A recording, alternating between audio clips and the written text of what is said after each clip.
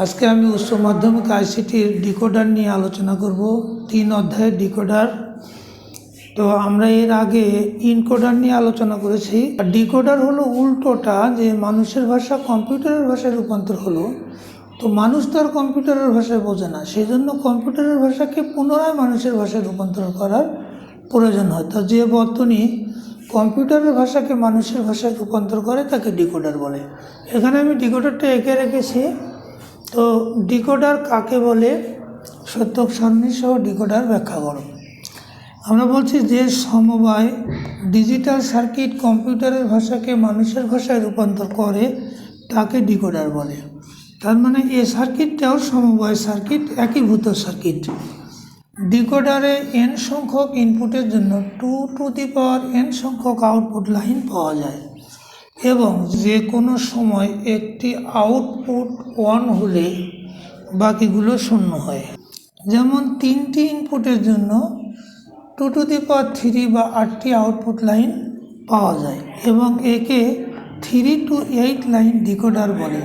এর সত্যক সারণী নিম্নরূপ। একে অক্টাল ডিকোডারও বলা হয়ে থাকে। ডিকোডারের ক্ষেত্রে যে 2n সংখ্যক আউটপুট পাওয়া যাবে n সংখ্যক ইনপুটের জন্য। তার মানে ইনপুট যদি দুটো হয় তাহলে আউটপুট পাওয়া যাবে 2 অর্থাৎ 4টা। ইনপুট যদি 3টা হয় তাহলে আউটপুট পাওয়া যাবে 2 অর্থাৎ 8টা। অর্থাৎ ইনপুটকে 2 ঘাত করে দিলে আউটপুট পাওয়া যায়। তো এর সত্যক সারণীটা আমরা একটু দেখি। যে ইনপুট তিনটে ইনপুট হলো XYZ আর আউটপুট আমাদের 8টা, Q0, Q1, Q2, Q3, Q4, Q5, Q6, Q7। এখন আমরা আরও একটা কথা বলেছি এখানে, যে কোনো সময় একটি আউটপুট 1 হলে বাকিগুলো 0 হবে। যেমন এইটা একটা সময়, তাহলে এই সময় Q0 যদি 1 হয় তাহলে Q1, Q2, Q3, Q4, Q5, Q6, Q7 সবগুলো 0 হবে। পরবর্তী সময়ে Q1 1 হলে Q0, Q2, Q3, Q4, Q5, Q6 অর্থাৎ Q1 বাদ দিয়ে বাকি সবগুলো 0 হবে। তারপরের যে অবস্থা তাতে Q1 1 হলে Q2 1 হলে বাকিগুলো 0। তারপরের অবস্থা Q3 1 হলে বাকিগুলো 0। তারপরের অবস্থা Q4 1 হলে বাকিগুলো 0। পরের অবস্থা Q5 1 হলে বাকিগুলো 0। তারপরের অবস্থা Q6 1 হলে বাকিগুলো 0। তারপরের অবস্থা Q7 1 হলে বাকি সব 0 হয়ে যায়। এখন ডিকোডারের ইনপুটটা আমরা কিভাবে সাজাবো। ইনপুট কয়টা? ইনপুট 3টে ইনপুটের অবস্থা হলো 8টা। 8 অবস্থা 0 থেকে 7, এই মোট 8টা অবস্থা। তাহলে শূন্যের বাইনারি 0, দুটো 0 বাম দিকে দিয়ে বিট মিলিয়ে দেই 3 বিট। 1-এর বাইনারি 1, দুটো 0 দিয়ে 3 বিট মিলিয়ে দেই। 2-এর বাইনারি 1 0, একটা 0 দিয়ে 3 বিট মিলিয়ে দেই। 3-এর বাইনারি 1 1, একটা 0 বামে দিয়ে বিট মিলিয়ে দেই। 4-এর বাইনারি 1 0 0, বিট মিলানো আছে। 5-এর বাইনারি 1 0 1, 6-এর বাইনারি 1 1 0, 7-এর বাইনারি 1 1 1। এ হলো ডিকোডারের সত্যক সারণী। এখন ডিকোডারের সমীকরণটা আমরা পেয়ে যাব সত্যক সারণী থেকে সমীকরণ। সত্যক সারণী থেকে সমীকরণ পেতে গেলে আমাদের জানতে হবে ডিকোডারের প্রকৃতি।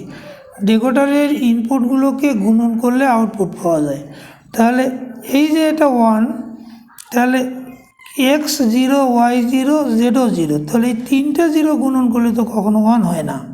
গুণন করে 1 পেতে হলে not X, not Y, not Z করতে হবে। অর্থাৎ সবগুলোকে নট করলে এই লাইনে আমরা পেয়ে যাই 1।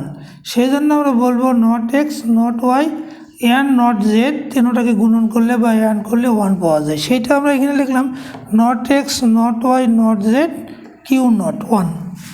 এরপরেরটা আমরা দেখি Q1 1 হতে গেলে কি হবে, এই 0 0 0গুলোকে নট করব। Not X, not Y, Z, not X, not Y, Z, Q1 Q2 কী হবে, Q2 হলো এই যে এইটা। তাহলে এই লাইন থেকে আসা লাগবে ওই লাইন ধরে not X, Y, not Z, not X, Y, not Z, Q2 Q3 not X, Y, Z, Q3 not X, Y, Z, Q4 কোথায় 1, এই যে 1। তাহলে আমরা দেব X, not Y, not Z, X, not Y, not Z, Q5 কোথায় 1, এই যে 1। তাহলে এটা X, not Y, Z, X not Y Z Q5 Q6 H1 1 1, তাহলে X Y not Z, X Y not Z, আর Q7 হলো x Y Z দিলেই Q7 হয়ে যায়। আমরা সত্যক সারণী থেকে ডেকোডার সমীকরণ পেয়ে গেলাম।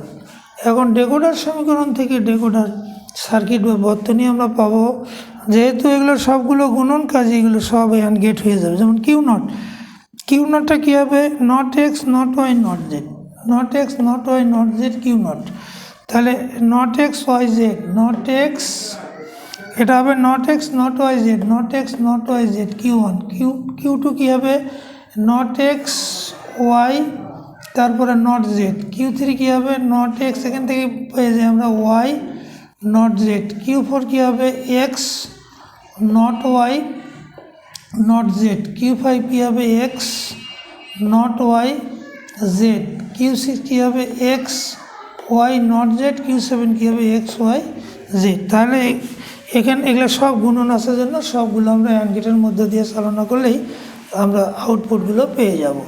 এ হলো ডেকোডারের সার্কিট বা বর্তনী। এখন ডেকোডারের ব্লক ডায়াগ্রাম, এই বর্তনীটা এই যে এই আয়তাকার বাক্সের মধ্যে আসে সেইটা ব্লক ডায়াগ্রাম।